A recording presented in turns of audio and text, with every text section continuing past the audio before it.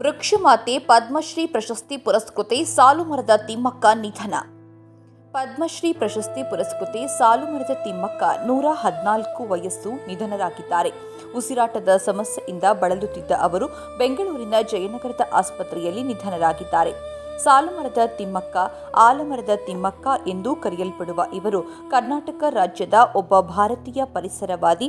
ರಾಮನಗರ ಜಿಲ್ಲೆಯ ಹುಲಿಕಲ್ ಮತ್ತು ಕುದೂರು ನಡುವಿನ 4.5 ಕಿಲೋಮೀಟರ್ ಹೆದ್ದಾರಿಯ ಉದ್ದಕ್ಕೂ 385 ಆಲದ ಮರಗಳನ್ನು ನೆಡುವ ಮತ್ತು ಅವುಗಳನ್ನು ಪೋಷಿಸುವ ಕಾರ್ಯಕ್ಕೆ ಹೆಸರುವಾಸಿಯಾಗಿದ್ದಾರೆ.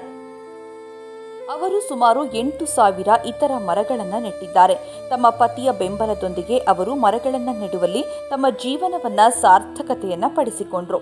ಅವರು ಯಾವುದೇ ಔಪಚಾರಿಕ ಶಿಕ್ಷಣವನ್ನು ಪಡೆಯಲಿಲ್ಲ ಮತ್ತು ಹತ್ತಿರದ ಕಲ್ಲುಗಣಿಯಲ್ಲಿ ಕಾರ್ಮಿಕರಾಗಿ ಕೆಲಸವನ್ನ ಮಾಡ್ತಾ ಇದ್ರು. ಅವರ ಕೆಲಸವನ್ನ ಭಾರತ ಸರ್ಕಾರ ಗುರುತಿಸಿ ಅವರಿಗೆ 2019ರಲ್ಲಿ ಪದ್ಮಶ್ರೀ ಪ್ರಶಸ್ತಿಯನ್ನ ನೀಡಲಾಯಿತು.